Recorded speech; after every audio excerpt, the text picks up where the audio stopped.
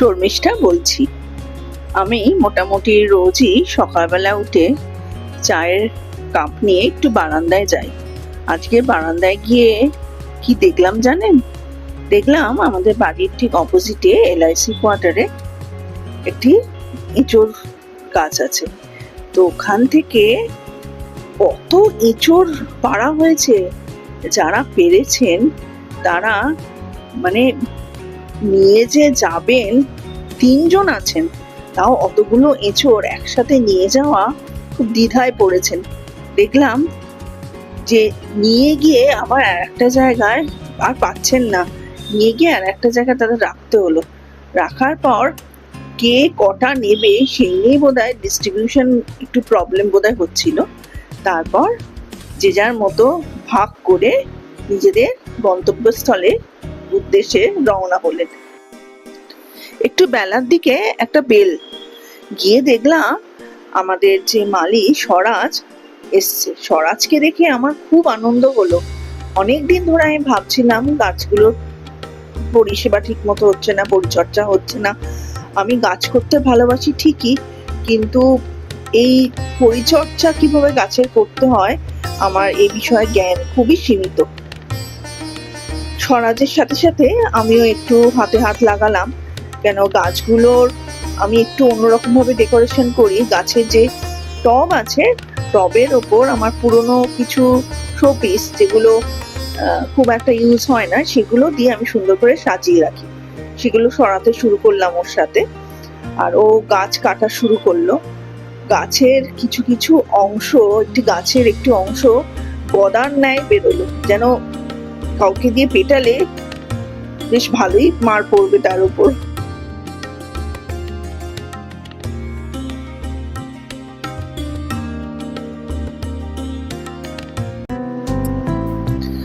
আমি আমার একটি আগের ব্লগে আমি বলেছিলাম যে একবার আমি শীতকালে রং বেরঙের বিভিন্ন ধরনের ফুলের গাছ এনে সাজিয়েছিলাম। খুব ভাল লাগে দেখতে, কিন্তু পরবর্তীকালে দেখলাম গাছগুলো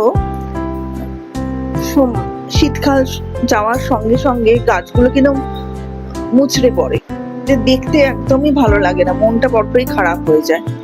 এই 2 বছর আগে গাছ কিরকম ধরনের আমি শীতকালে গাছ লাগিয়েছিলাম সেটি আপনাদের সাথে একটু আজ ভাগ করে নিলাম। খুব ভাল লাগতো, মানে এত দেখতে ভাল লাগতো। এই রং বেরঙের গাছ, পাতা, ফুল সব মিলিয়ে আমার টেরেস গার্ডেনটা অপূর্ব রূপ ধারণ করেছিল।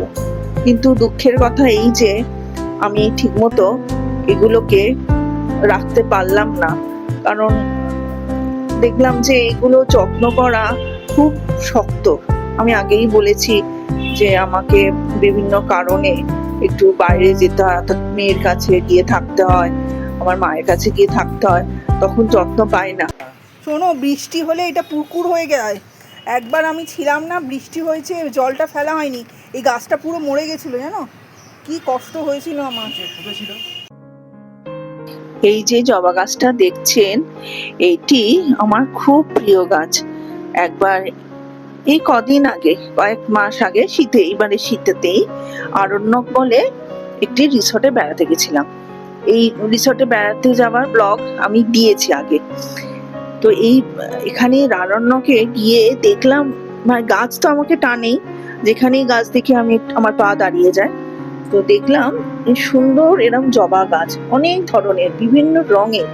তখন ওখান থেকে এই জবা গাছটা আমি কিনে আনি। এই ছোট্ট জবা হলে কি হবে, ফুল কিন্তু এখন থেকেই দেয়। এই যে টবটা দেখছেন, এতেই পেঁয়াজ হয়েছিল। নববর্ষের দিন পেঁয়াজটা আমি তুলে ফেলেছিলাম, সেটা আপনাদের নববর্ষের ব্লগে দেখিয়েছিলাম। এই পেঁয়াজ টবে যে আগাছাগুলো হয়েছে সেগুলো আবার পরিষ্কার করে দিলাম। সত্যি বলতে কি, ও যখনই আসে স্বরাজ আর কি কাজ করতে, ভালো তো লাগেই, কিন্তু এই গাছগুলো যখন ছোট করে দেয়, কেটে দেয়, তখন মানে খুব একটু কিরকম একটা লাগে যে সব গাছগুলো কেটে দিচ্ছে, এত সুন্দর করে বেড়েছিল, কিন্তু না কাটলেও তো উপায় নেই। আমি সেজন্য জানি না, ও জানে যে দিদি এরম করবে। আমি গিয়ে গিয়ে আবার দেখি এতটা কাটলে সরাজ, আর একটু কম কাটলে ভালো হতো। ও বুঝে গেছে। প্রথম প্রথম ও বলতো দিদি এরকম করো না, না আর কাটলে তো পারবে না। কিন্তু জানি না আমার কিরকম খুব কষ্ট হয়, এরকম কিরকম দেখুন সব মৃত সৈনিকের মতো কিরকম পড়ে আছে। আর সোমনাথ এসে বলছে, আরে ওকে ওর মতো কাজ করতে দাও, তুমি ডিস্টার্ব করো না। কিন্তু তাও আমি গিয়ে গিয়ে সেই একবার করে গাছের কাটা অংশগুলো তুলছি। আমি যে এটা আবার লাগিয়ে দিলে হয় না, দেখো না আবার তো হবে। আর ওইদিকে সোমনাথ বলছে পুরোনো বাড়ি আর টপ বাড়িও না, এই চলে আর কি। স্বরাজ এলে এরকম হয় আমার, একদিকে ভালোও লাগে আবার একদিকে কষ্টও হয়।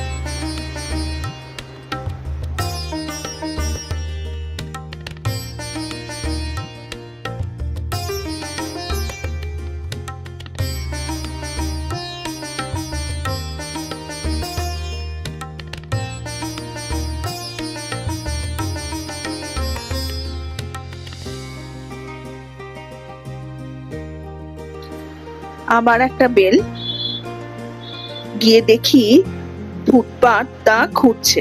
তো ওখানকার যারা খুঁড়ছেন তারা বেল দিয়ে বলছেন যে এখানে আমাদের কাজ এখন চলবে, আপনাদের আসা যাওয়ার একটু প্রবলেম হবে, এখন বেরোচ্ছেন না। তো তো আমরা বললাম না, আমরা এখন বেরোবো না, আপনারা আপনাদের কাজ করুন।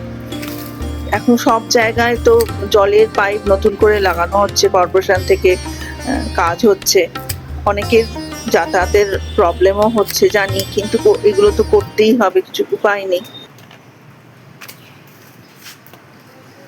এক একটা গদা মতো।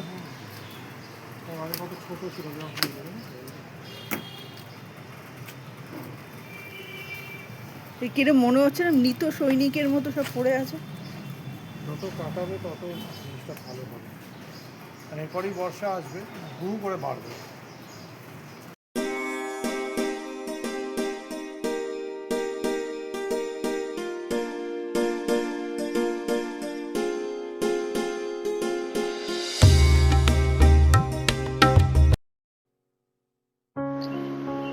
এবার গাছের খাবারের পর্ব, গাছকে খাবার দেয়া হচ্ছে।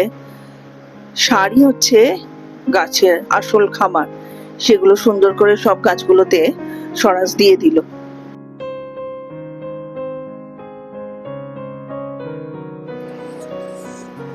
এই কীটনাশক স্প্রে গুলো দিতেই হয়, না হলে পোকা, গাছে সাদা সাদা এক ধরনের পোকা হয়, সেটা উপদ্রব থেকে বাঁচার জন্য এই কীটনাশক গুলো স্প্রে করে দিচ্ছে। আমার একটা জবা গাছ প্রায় নষ্টই হয়ে গেল এই পোকার উপদ্রবে। গাছের পরিচর্যা শেষ হলো। এরপর আমি একটুখানি তরমুজ কেটে চিনি আর চাট মশলা দিয়ে মাখিয়ে নিয়ে খাওয়া শুরু করলাম।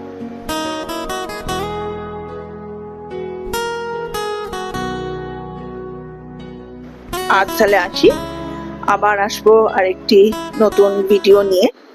আমার পাশে থাকবেন, সাথে থাকবেন, আর নিজেদের মনকে আনন্দে এবং খুশিতে রাখবেন। নমস্কার।